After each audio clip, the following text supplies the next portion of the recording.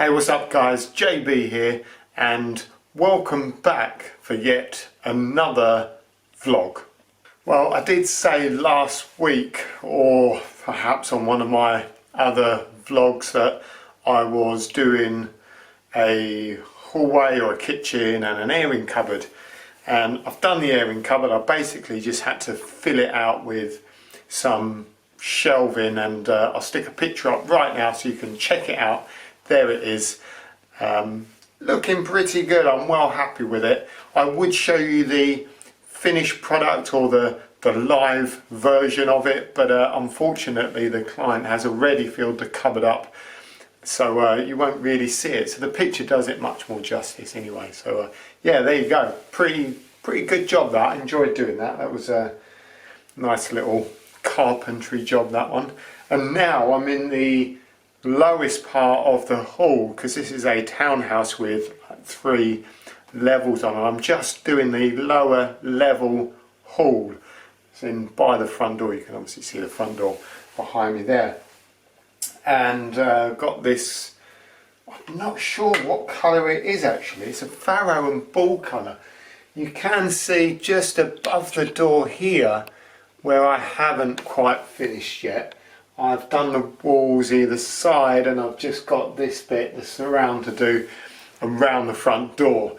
I have only done one coat, so I will be back tomorrow to do another coat. I'm not sure whether I'm going to start another coat today or not. I might do some woodwork, but yeah, I'm using this Dulux Trade Diamond, and I've never used this before.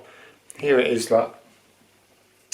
I've never actually used this particular paint before. I've used the Dulux Trade. I've got some Dulux Trade Super Matte Emulsion that I've just used on the ceiling, but I haven't used this before. And I'll tell you what though, it really is thick, and I've had to water it down. And actually the guidelines don't recommend that you, or the instructions say not to water it down, not unless you are coating bare plaster. But just have a look at how thick that is. Now, I thought that the Dulux Trade Super Matte Emulsion was thick, but this was like trying to paint with glue. So I did put some water in it. I put a little bit of water in it just to make it a little bit more runny. So it does go on easier now, but even so, it's well thick paint. But it's diamond, which is diamond matte, and it's anti-fade, high endurance, wipeable paint. The client picked it up, but so I'm not sure how much it cost, but I bet it was a pretty penny, because it certainly is good paint. It's really thick paint, and if you leave it on the wall for too long without rollering around it, if you're cutting in around a switch or something like that, if you don't roll around it, you really are left with some thick brush lines really quickly. I was doing the cutting in actually along the ceiling, and I had the roller and the brush at the same time, and I just accidentally dabbed the wall. And I left it for about 10 minutes, came back to it, and it's really lumpy, really hard and lumpy. So you've got to make sure that if you're using this stuff, that you really do roll it out around the edges when you're cutting in. So my theory, or my actual approach to doing this area here, and because it is quite a small area, I've been cutting in, and then I've just been rolling with a thick mini roller, because the wall surface area isn't that big. However, when I do the second coat, I will definitely use a bigger roller. I think I need to use one that's slightly thicker, just so it really does fill in all the very small bits on the wall, you know, where it doesn't quite get it, just like this. If you can see this area here, you can see where it's a little bit white underneath still, and if you've got a much thicker roller, then it's going to get in all those tiny little holes. As I say, I'm doing a second coat, and the last thing I want to do is do a second coat and then have lots of these white sort of clear patches on the second coat. So yeah, I should definitely use a thicker roller on the next one. So let's give you a quick look at what's going on then. So as I've said already, ceiling, I've done 2 coats of the old, there it is, I've done 2 coats of the old Dulux Trade Super Matte. High opacity, you know, high opacity. Oh yeah, so yeah, we've got 3 doors. We've got 1 door there, and we've got a door here and a door here.